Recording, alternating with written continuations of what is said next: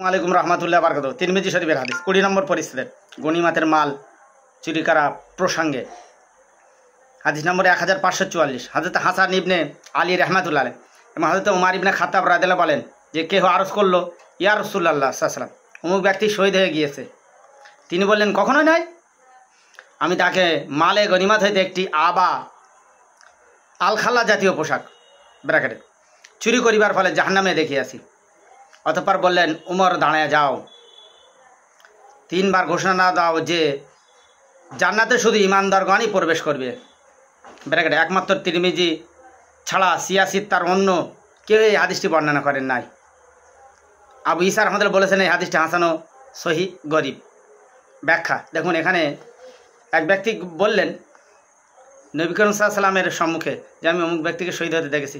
নবী করিম সাল্লাম বললেন যে আমি তাকে গনিমতের মাল থেকে একটা আলখাল্লা পোশাক জাতীয় জিনিস চুরি করার ফলে আমি তাকে জাহান্নামে দেখেছি। ভাই, উমরকে নবী করিম সাল্লাল্লাহু আলাইহি ওয়াসাল্লাম বলেন, ঘোষণা দাও 3 বার বলো যে জান্নাতে কেবলমাত্র ইমানদারগণই প্রবেশ করবে। অনেক আছে যারা রাস্তা চুরি করে খায়, পুল চুরি করে খায়, ড্রেন চুরি করে খায়, পয়সা চুরি করে খায়, গনিমতের মাল যারা চুরি করে খায়, বিশেষ করে এমনকি মসজিদ মাদ্রাসার হুজুর, তারাও যদি, বিশেষ করে আমরাও যদি চোটপাট করে খাই, পরিণাম যে ভালো হবে এটা করা আসা যায় না। অবশ্যই অবশ্যই ইনসাফ ইনসাফ ইনসাফ করা লাগবে। মনে রাখা দরকার যে আমার যারা করি এগুলো সব কিন্তু আমাদের নয়।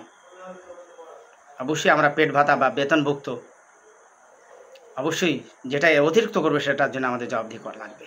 সামান্য একটা গনিমতের মাল থেকে যদি আলখাল্লা পোশাক চুরি করার জন্যে এতটুকুই হয়, অবশ্যই যারা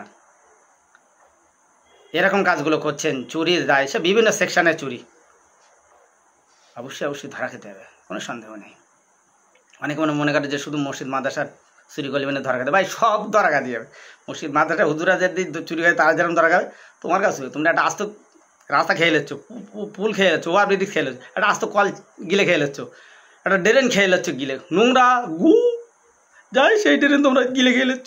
হাফিস তোমরা ধরা খাবে না, শুধু হুজুরা ধরা খাবে, তোমার কেউ ধরা খাচ্ছে। সাবধান, ইনসাফ করো।